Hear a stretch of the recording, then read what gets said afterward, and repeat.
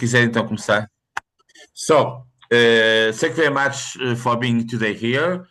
Today we are going to have a very special smart discussion with someone that most of us read every week in the FT, especially in the FT weekend, where Gillian Tett has a chronicle that is very, very interesting. I think it's very interesting to have here with us Gillian, because she has a very positive idea about the future of our community and our society. She wrote some years ago, and we spoke about that also 2 years ago, a very interesting book about anthropology. But I think that the most important idea that we have from Gillian is the way that she gives in her chronicles in the FT and the interviews an idea about the importance of change. The title of the smart discussion we have today is this, A World of Change, because in fact we are living in a world of change.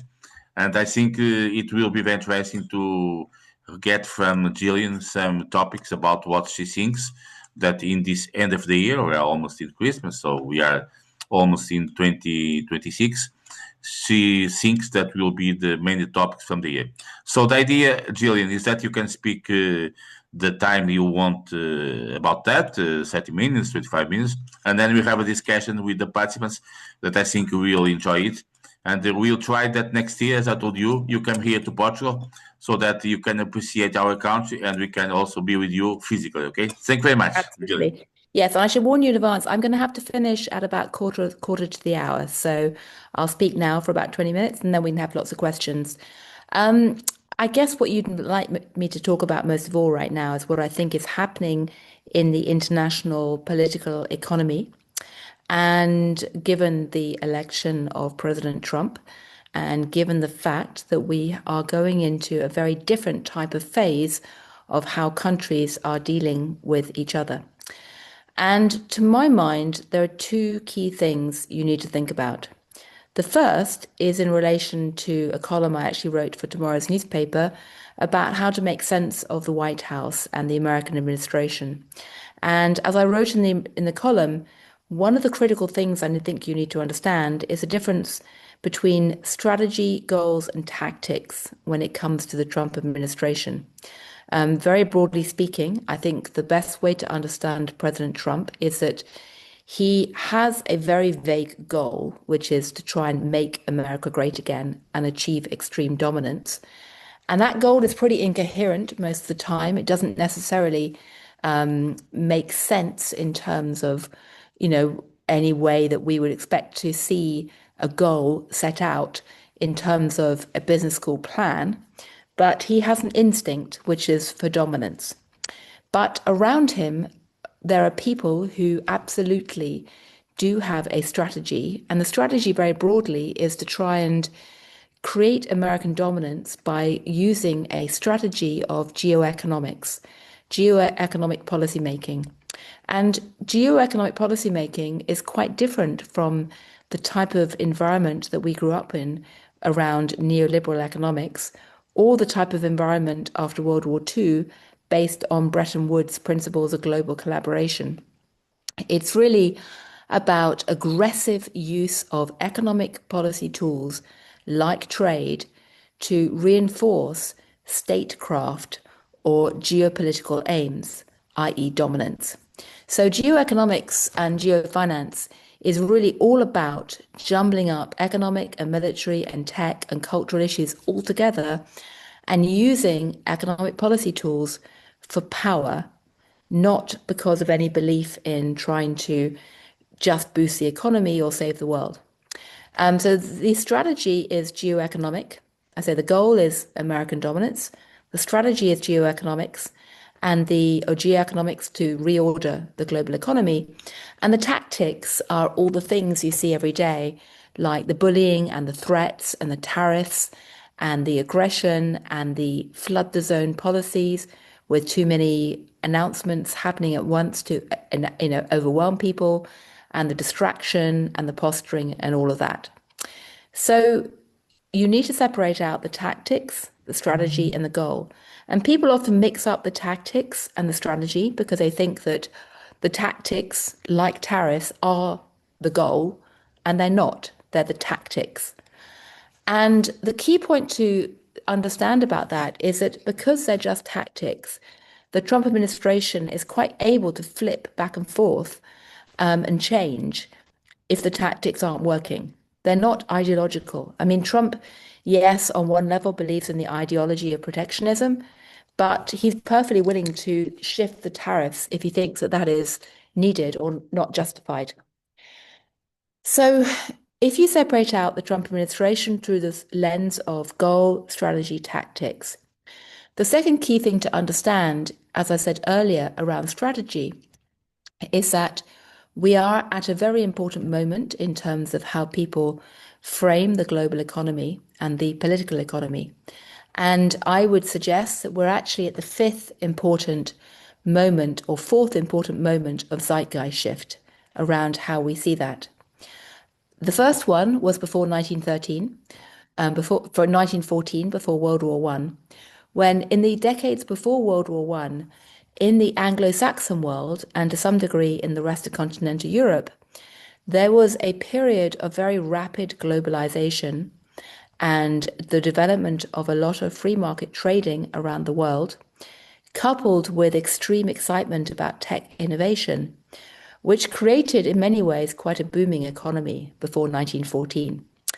And if you read John Maynard Keynes, who was part of the college where I'm now overseeing, he wrote about the world in 1914 as being so globalized that he literally wrote, a man could sit in his bed in London, sipping his morning tea, and order the fruits of any part of the world to be delivered on his doorstep the next day.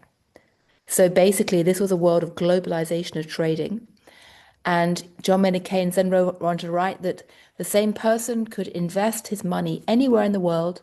You had globalization of financial markets and travel anywhere in the world without a passport.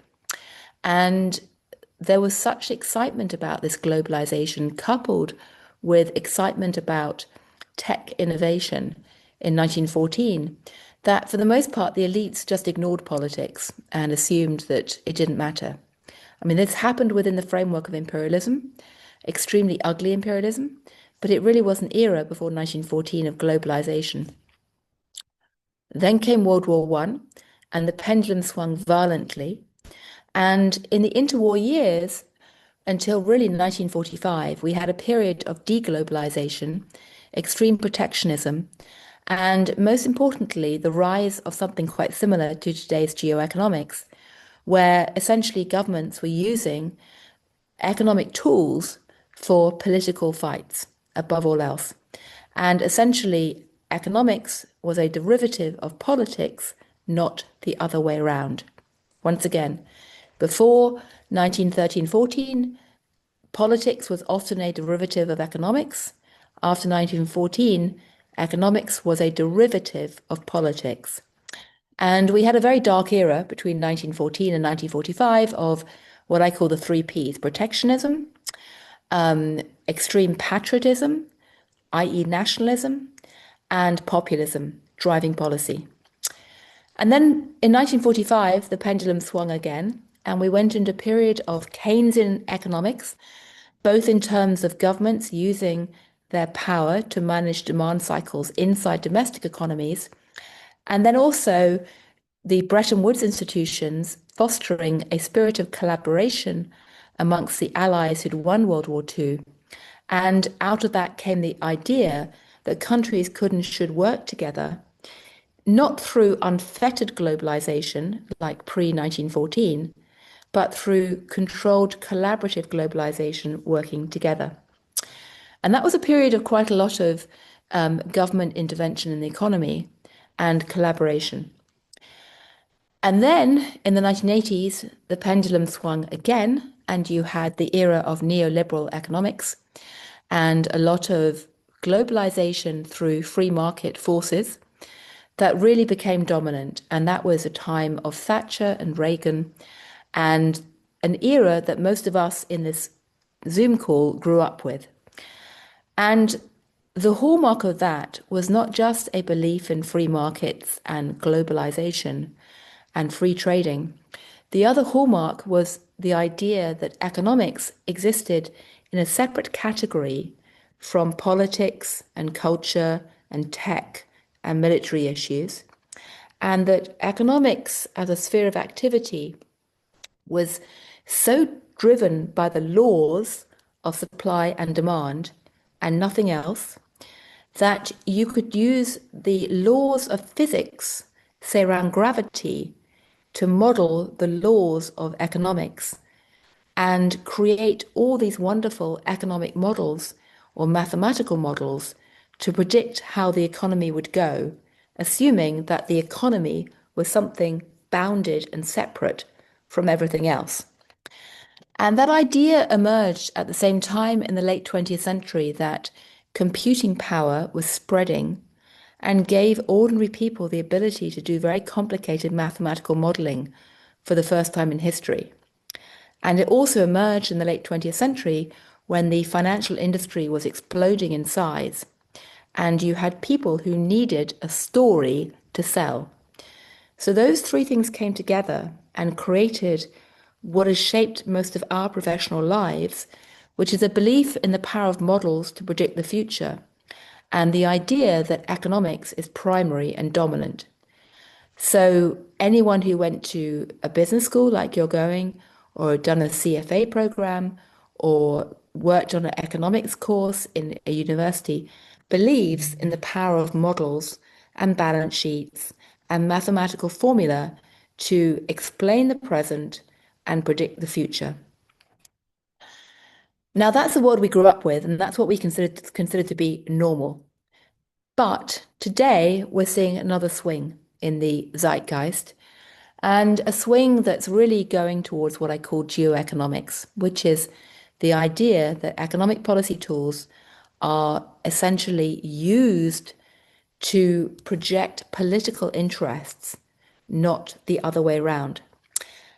And this really emerged most forcefully in the last year or two in America with President Trump, who is very much using, as I say, a geoeconomic strategy. But it's important to say that, in fact, other countries have been using geoeconomics too, even before Trump. I mean, China has been essentially driven by a very geoeconomic strategy, really, for the last few decades. It's very mercantilist in its use of trade policies. And things like Brexit shows that the beginnings of a movement away from globalization and free market economics towards more of the three Ps, protectionism, populism, and nationalism, or patriotism, that was starting to emerge even before President Trump with things like Brexit. And what's happening now is that the problem with geoeconomics is that it tends to be contagious. If one country does it, other countries will be very vulnerable if they don't respond in the same way. Europe is facing this problem right now, big time. So geoeconomics tends to be contagious, and you're seeing gradually the fact that first China, then America are using nakedly geoeconomic policies is now essentially fostering a snowball reaction around the world. So what does that mean for business? Well, basically, I think it means 4 or 5 key things. One, you have to be ruthless about examining the assumptions that you grew up with and recognize how this might create blind spots and recognize how the world is changing. Because what we consider to be normal, which is free markets, globalization, a general sense of benign collaboration, and the idea that economics exists in a separate bubble and that a corporate balance sheet or an economic model can explain everything, that concept has gone, okay? The post-World War II era is dead. We are not in the Bretton Woods era. We are not in the neoliberal economic era anymore. Yes. So, one,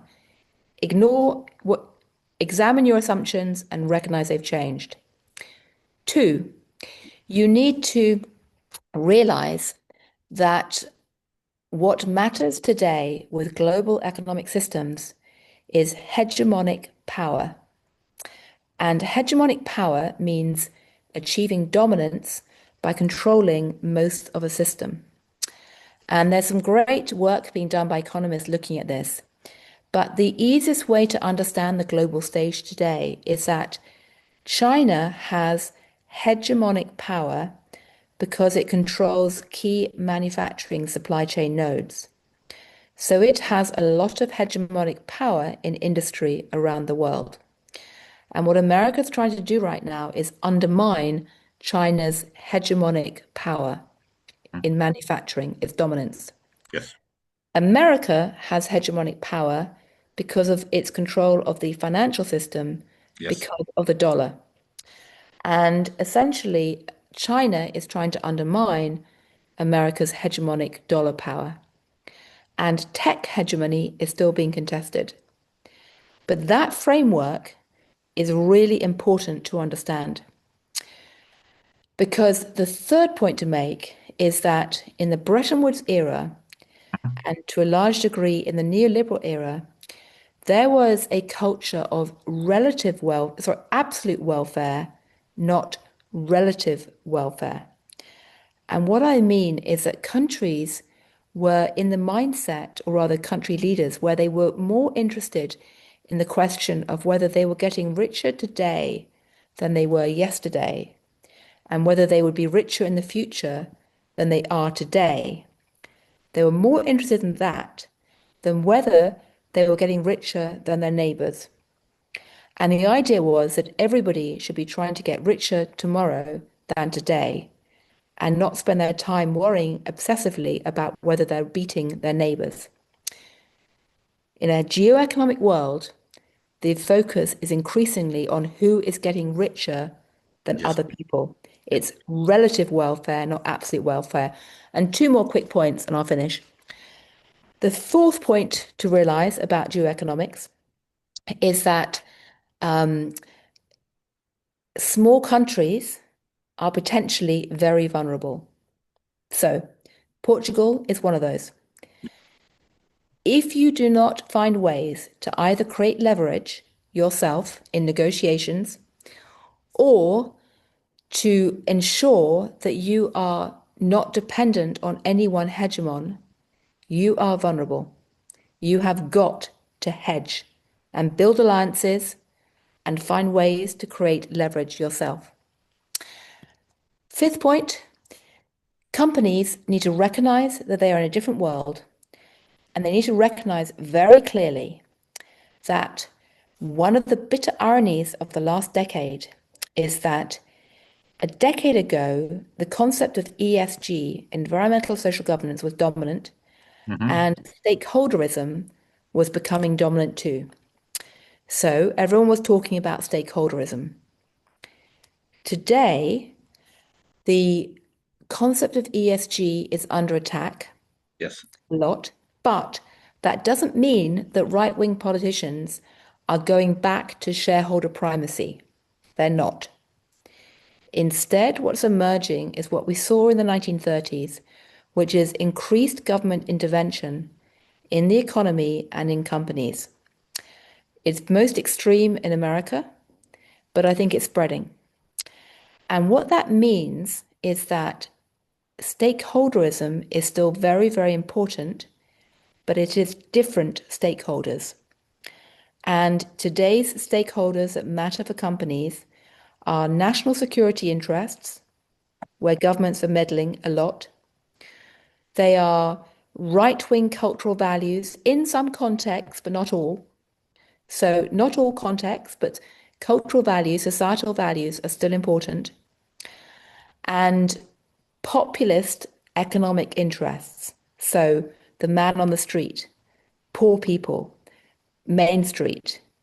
Those are the factors that companies need to realize they must think about and pay respect to. So stakeholderism is still very, very important, but different stakeholders, because we're moving into an era of patriotic capitalism where companies no longer exist purely as profit-seeking entities, but have to be aware of the changing context and zeitgeist. So It's a confusing world. It's a shocking world for people who grew up in the neoliberal order. Yes. But you have to deal with the world as it is, not as you would like it to be. And the last point I'll make is that the zeitgeist has changed, as I say, at least 4 times since 1900. Businesses have always found ways to survive and thrive. Just because it's different doesn't mean that there aren't also tremendous benefits in this new world too. And just remember, the world we're currently in is more similar to the way that history's been for most of the time. It was the last 20 or 30 years that was the aberration, not today. So you need to recognize that and respond accordingly. Perfect, Julian. As usually, very concrete and very dynamic, and I think it was very, very concrete. So we pass now to a discussion so that we can handle with the time that you gave to us. Joaquim Oliveira is here with us. He worked for a long time in OECD in Paris. Joaquim, do you want to make any question to Gillian, please? Joaquim, I don't know if you are listening to us. Okay, sometimes we have some problems with connections. No, it's a Friday night. I'm so sorry for doing this on a Friday night, guys. Okay, so Joaquim is not listening to us. I will pass. Jaime, Yes, I'm listening. Yes. well, I'm not in a kind of, I don't know if you're seeing me. No, we don't see you, but we listen to you. Okay. Okay. Okay. Okay, perfect. I'm You are not in at Paris? home. No. I'm not at home. I'm in the middle of Belgium, so the connection is not. Okay, no problem. Yes, okay. Not- Okay. My question I actually have two questions. The first question, I'm wondering if she's going a bit too far, because it's true that all the kind of beliefs, the system of beliefs that we had before, based on, I would say, rational economics and all these models, okay, they were that sometimes a bit extreme, and in terms of assumptions was also perhaps questionable, but they had a profound rational. I mean, there are laws in economics that, whatever we like it or not, they need to be observed. So the kind of policies that some governments are undertaking today, they may not be sustainable. The kind of protectionism that we are seeing today is going to have negative impacts. So I believe that perhaps there are some feedback mechanisms that will at some point materialize. So this is the first question. The second question is about social democracy. I wonder if Gillian still believes in social democracy as a sort of a model that could find new ways, perhaps new forms, but kind of an option, a third sort of option between a pure capitalistic or a more socialistic type of system. Thank you. Yes. I think it's a really fantastic question. Should I answer that or should I wait for other questions? Yes. Okay. As you prefer. What you prefer. Okay, well, let me say, Yes. I was going to actually address that issue at the end, but I realized I'd spoken for quite a long time, and so I didn't keep talking. I think you raised an absolutely critical question because, to my mind, what is not clear to me is whether this is a temporary blip, so it'll end up with simply being a period of craziness for 5 years or 10 years, and then we swing back to something else, or whether we're going to see the world bifurcated going forward. And America will keep going down this ugly path, and so will China. But other countries will try to create coalitions of the willing and forge a different model, a vision of how to operate. You've seen that coming already with people like Canada and the UK and others. Thus far, Trump has done a brilliant job of dividing and conquering. But, I very much hope that that will gradually come to an end as other countries get wiser. And to my mind, it is entirely possible that the pendulum could swing from the right wing to the left wing, Yes. particularly when there's disgust with what the right wing is doing. I suspect, though, what we'll see is a pretty populist left wing government, and whether that left wing government will be aggressively pro globalization, I don't know, and whether that government will be aggressively pro free markets in the sense of letting economic forces rip, I don't know. But if we do see a swing from the right to the left in terms of politics, that will simply give another reason why companies have to think about stakeholderism in the widest possible sense. But I strongly agree with you.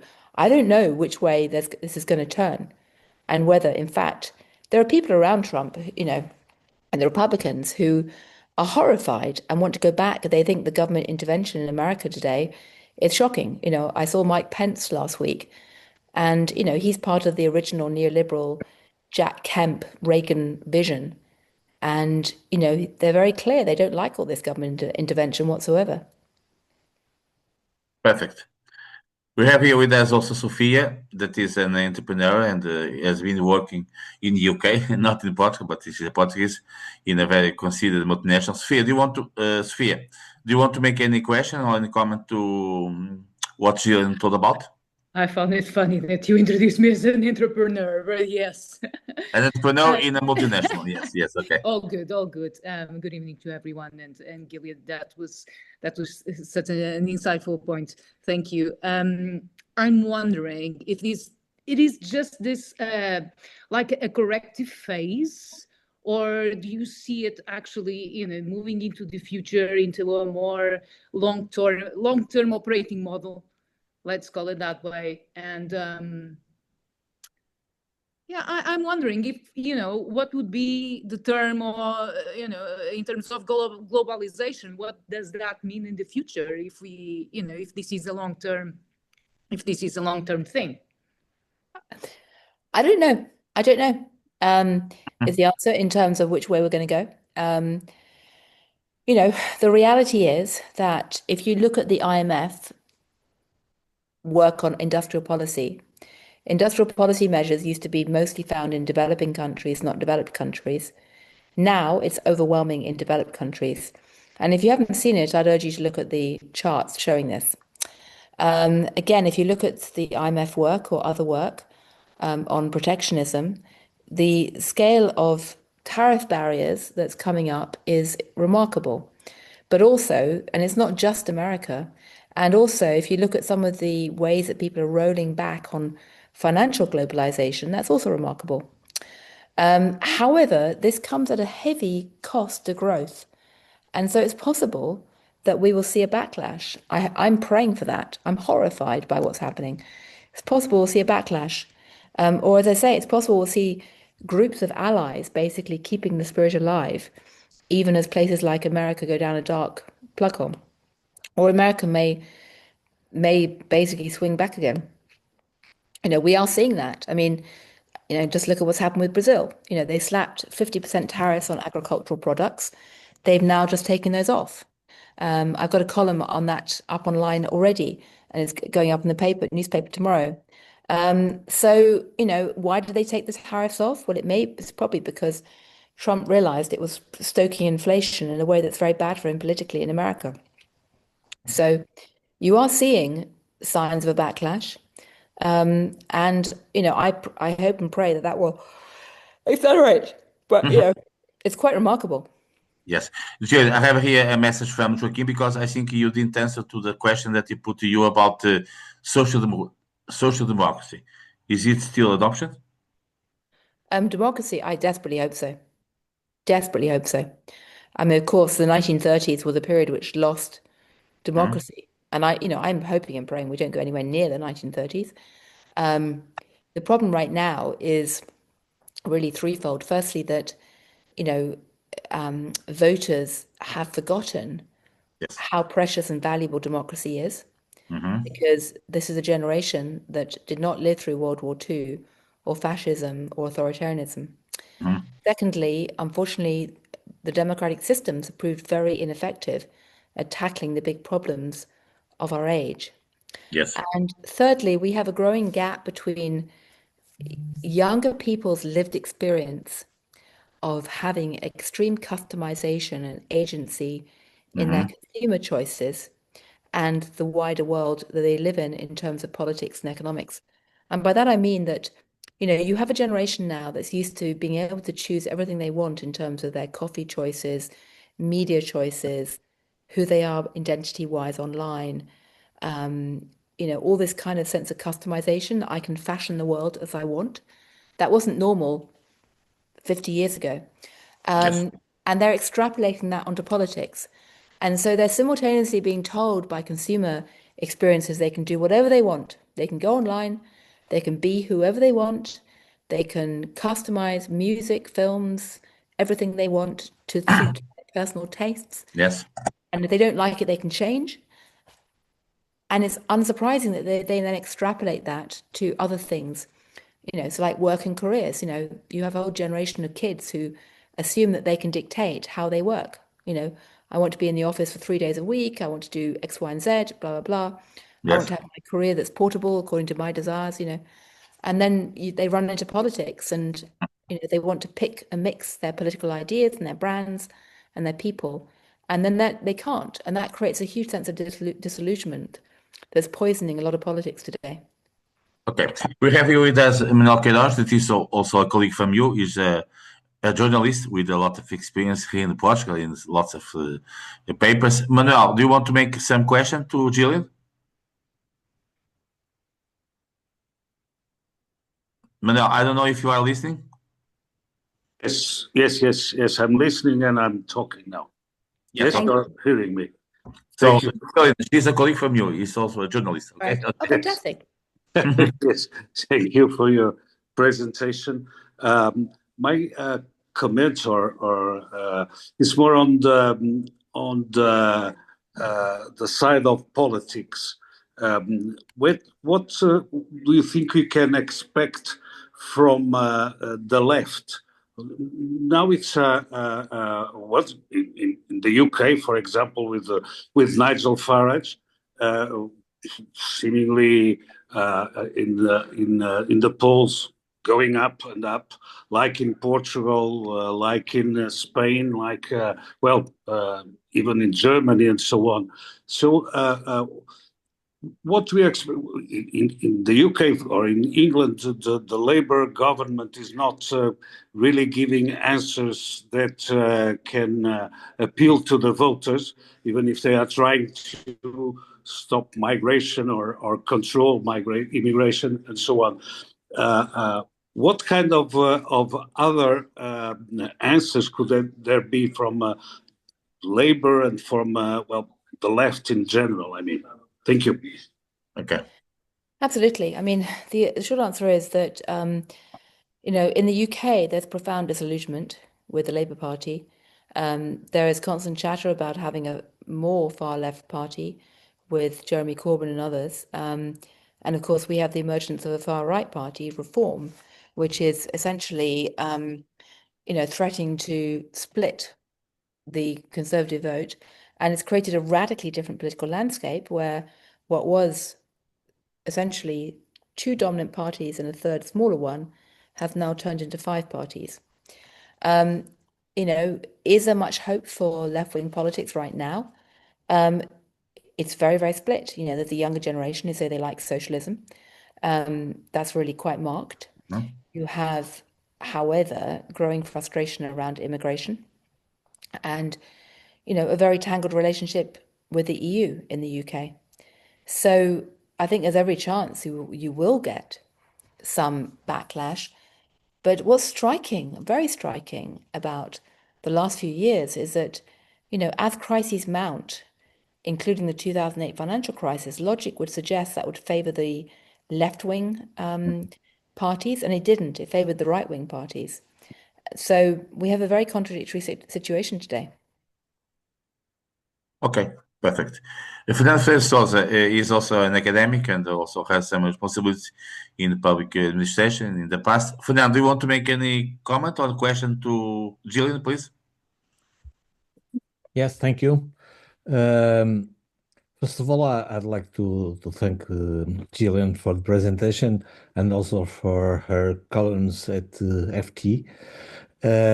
Secondly, I would like to ask her very briefly two questions connected. One is, how do you see a way out for Europe in this situation? And is there a strategy concerning the UK that is connected, the connection between UK and US? Is there something that we are not seeing yet, or how do you see that? UK Okay, on one so the side UK and Europe on the other. Perfect. UK is in a very weak situation because, quite apart from having a stagnant economy and a government that is not trusted anymore, and which is making a huge mess of things, it also, left the European Union. In my view, that was one of the biggest acts of national self-sabotage of any country for a long time. Unbelievably stupid in every possible sense. And it thought it would get a good deal with the US as a result. Dream on. It hasn't. Yes, it has a slightly better deal than Europe on some things, but it's not been able to really exploit that. And it's in a weak position. And it's in a doubly weak position because it's one of the last countries to believe still in the concept of free markets. And the UK leaders are still in this idea that we're all living in a nice collaborative, absolute welfare world where we can be nice to each other and companies can operate according to economic rationale, etc., etc. So the UK is pretty vulnerable, in my view. I say that as someone who loves the UK and wants it to be less vulnerable, but it's got to get its act together. Europe is also very vulnerable because it's so fragmented. Because, in theory, it should have one of the biggest markets in the world. It's so fragmented, it doesn't. And it neither has an effective consumer goods market or industrial goods market, nor does it have a single effective financial market or liquid sovereign debt, security that could rival the US Treasury bonds. So if I was running Europe today, if I was Ursula von der Leyen, what I would do is, one, immediately implement all of the Draghi report, no questions asked, get it done with immediately. Yes. Two, immediately demand that European countries pull together very tightly on foreign policy and security and economic policy making and act as a bloc. I would stand up immediately to Putin and make it very clear that there's going to have to be a very aggressive, strong military response in support of Ukraine to defend Europe as much as Ukraine. I would issue some form of common debt to start building a fungible common euro security out there to at least, challenge treasuries eventually. And I would get ruthlessly aggressive about recognizing that if the US and China are both using geoeconomic strategies, if Europe doesn't, it's going to end up becoming weaker and weaker. Okay, perfect. Unless it So- can build a coalition of the willing with Yes. Canada and Australia and New Zealand and maybe India to create a different grouping. Okay, we are arriving to the end because you have, as you told me, some little time. But I think that we have a time for one more question. I don't know if, and thank you very much, Gillian. I don't know if, let me see from the people that I hear, someone that could eventually, Philip. So we have you with us, Katia Pazalskaya, that is someone from Poland that is living, as I know, in Portugal for some years. Katia, do you want to make any question to Gillian? I think it should be interesting to have your Good opinion. evening. Someone that is living, you are living here in Portugal for how long? Sorry? Oh, way too long, 12 years. So You are always Portuguese, okay? I'm almost Portuguese. Well, thank you very much for being with us. And Gillian, I can't imagine it. We're already 1 year forward. And it seemed to be that the mood 1 year ago during the same session was much more positive than it is right now. I just have a quick question, and you already partially answered it in just answering the previous question. So you published very interesting thoughts on US stable coins idea. And this is a very interesting subject because it's kind of getting on unnoticed. And if US, while Europe is so weak, and especially like core geographies are really struggling economically, if US advances with this idea of exporting its debt through stable coins, it will certainly give more power, financial and geopolitical, to US. So, in your opinion, what particular measures would be absolutely necessary and absolutely urgent from the side of Europe to mitigate this? Okay. I think it has to recognize, one, that there is a geofinancial contest developing, and America is absolutely determined to extend the dollar of the use of dollar usage around the world by whatever means it can. And that means that, one, Europe should be, as I say, issuing joint external euro-dominated debt to start building a deep and liquid market in some kind of securities attached to euros, because that will be the ultimate way to compete in the future. Secondly, it needs to recognize that there's a type of financial imperialism going on. I mean, it's not just tech imperialism. Since the great financial crisis, which was driven by American missteps, America has become more dominant in global finance, not less. And its banks and its companies have emerged as the winners. And there's a gigantic sucking sound now to New York. And if Europe doesn't want to become simply a vassal state within a system of financial imperialism, it has to actively move to create a single European financial market, capital markets harmonization immediately. It has to recognize the need for cross-border mergers. That's obvious. It needs to try and harmonize rules in all kinds of ways.